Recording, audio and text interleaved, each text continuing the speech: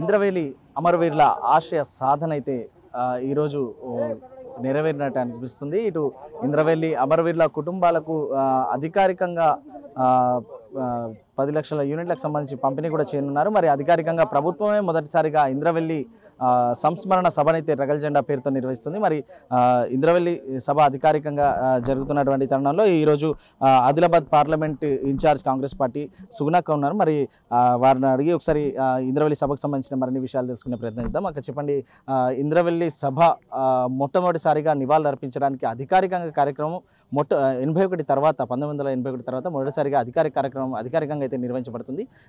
ఏ విధంగా ఆనందం, ఎట్లుంది? చాలా ఆనందంగా ఉంది. 1981 ఏప్రిల్ 20న జరిగినటువంటి ఘటన ఎన్నటికీ ఎప్పటికీ మర్చిపోయినటువంటి ఘటన. దేశంలోనే జాలియన్ వాలాబాగ్ను తలపించినటువంటి ఘటన ఈ ఘటన. భూమి భుక్తి విముక్తి కొరకు పోరాటం చేసి అసూలు బాసిన అమరవీరులకు ఈరోజు కాంగ్రెస్ ప్రభుత్వము, ప్రజాపాలన, మా గవర్నమెంటు మరి ఈరోజు అధికారికంగా ఆంక్షలను తీసేసి అధికారికంగా మరి సంస్మరణ సభను నిర్వహించడం చాలా ఆనందంగా ఉంది. మరి గౌరవ ముఖ్యమంత్రి వర్యులు ఇక్కడికే వచ్చి మొట్టమొదటిసారిగా ఒక పెద్ద బహిరంగ సభను ఏర్పాటు చేసేసుకొని మరి ఇక్కడ దీన్ని స్మృతి వనంగా ఏర్పాటు చేయాలి. ఇక్కడ అమరులైనటువంటి వాళ్ళను ఆదుకునేటువంటి బాధ్యత కూడా పూర్తిగా మేము తీసుకుంటామనేసి హామీ ఇవ్వడం జరిగింది. తప్పకుండా ఎంతమంది అయితే అమరులు ఇక్కడ అయ్యారో వాళ్ళ బాధ్యత, వాళ్లకు పెన్షన్ కావచ్చు, ఇల్లు కావచ్చు, భూమి కావచ్చు, ఏదైనా కానీ ఆదుకునేటువంటి బాధ్యత కూడా మా గవర్నమెంట్ తీసుకుంటుంది. తుపాకీ నీడలో ఇన్ని సంవత్సరాలు 44 సంవత్సరాలు తుపాకీ నీడలో భయభ్రాంతులుగా వచ్చి మేము నివాళులు అర్పించేది. కానీ ఇప్పుడు స్వేచ్ఛగా యావత్తు అందరూ కూడా వచ్చి నివాళులు అర్పించడానికి మాకు అవకాశం కల్పించినటువంటి యావత్తు అందరం ఆదివాసులం అందరం కూడా కాంగ్రెస్ గవర్నమెంట్కి, ముఖ్యమంత్రి రేవంత్ రెడ్డి గారికి, సీతక్క గారికి మేము ప్రత్యేకంగా కృతజ్ఞతలు తెలియజేస్తున్నాం. ఇదే ఇంద్రవెల్లి గడ్డ సాక్షిగా జరిగినటువంటి సభలో అప్పటి పిసిసి అధ్యక్షుడు హోదాలో ప్రస్తుత ముఖ్యమంత్రి రేవంత్ రెడ్డి గారు ఏదైతే వాగ్దానం చేశారో అమరవీరుల కుటుంబాలకు సంబంధించి, ఇటు ఇంద్రవెల్లి అమరవీరుల స్తూపానికి సంబంధించి, స్మృతివనం నిర్మాణానికి సంబంధించి ఏదైనా కావచ్చు, లేదంటే అమరవీరుల కుటుంబాలకు సంబంధించి ఎట్లాంటి లబ్ధి చేకూరబోతోంది? అయితే గత ప్రభుత్వాలు ఏం చేశాయంటే 13 మంది ఇక్కడ అమరులు అయ్యారనేసి చెప్పడం జరిగింది. మేము ఎంతమంది, మీకు చాలా మంది ఆదివాసులం అందరం కూడా 13 మంది కాదు 100కు పైగా మంది ఇక్కడ అమరులు అయ్యారనేటువంటిది విషయాన్ని చెప్పినా కానీ గత ప్రభుత్వాలు పట్టించుకోలేదు. మొన్న ఎంతమంది అయితే చనిపోయారో, ఎక్కడెక్కడ చనిపోయారో, ఏ విలేజ్లలో అయితే చనిపోయారో వాళ్ళందరికీ కూడా సర్వే చేసేసి వాళ్ళ రిపోర్ట్ తీసుకొస్తే వాళ్ళకి ఏదైనా మనం తప్పకుండా వాళ్ళని అభివృద్ధి చేసేటువంటి బాధ్యత పూర్తిగా మనం తీసుకుందాము.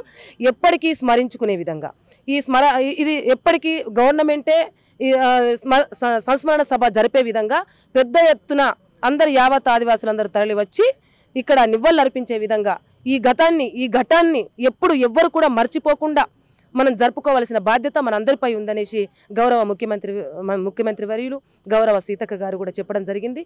ఈ రోజు కూడా చెప్పడం జరిగింది. మేము లెక్కల ప్రకారం చూసుకున్నట్టయితే అందరు భయభ్రాంతులకు గురై ఈ రోజు వచ్చిందంటే అందరి గుండెల్లో దడదడ.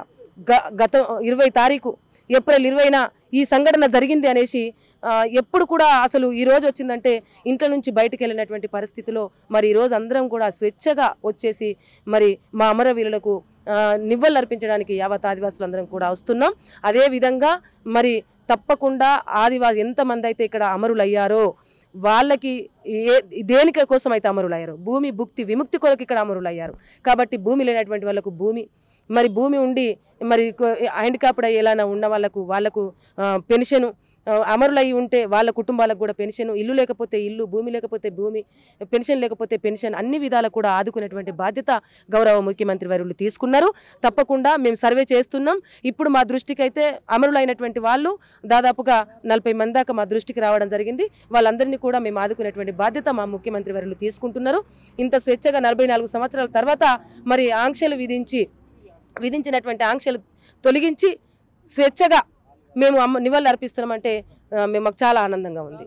ఇది పరిస్థితి. ఏదైతే ఏప్రిల్ 20 వచ్చిందంటేనే గుండెల్లో ఒక భయంతో గడిపేటటువంటి ఆదివాసులు ఈరోజు ఇంద్రవెల్లిలో స్వేచ్ఛ వాయువులు పీల్చుకునేటటువంటి రోజు వచ్చిందని చెప్పి ఆశ వ్యక్తం చేస్తున్నారు. మరి ఏదైతే ప్రభుత్వం ఆనాడు 13 మంది మాత్రమే అమరులైనరు అని చెప్పి ప్రకటించిన నేపథ్యంలో క్షేత్రస్థాయిలో వెళ్ళి ఎంతమంది అమరులయ్యారనేది కూడా సర్వే చేపడుతున్నాము. దాదాపుగా 40 మంది వరకు అమరులైనరని చెప్పి తమకు తెలిసిందని, మరి దానికి సంబంధించి ప్రభుత్వంతో మాట్లాడి వారికి చేకూరాల్సినటువంటి వాళ్ళకి ఇచ్చినటువంటి వాగ్దానాలను పూర్తి చేసే విధంగా ప్రత్యేక చొరవ చూపుతామని చెప్పి సుగుణక్క తెలుపుతున్నటువంటి పరిస్థితి.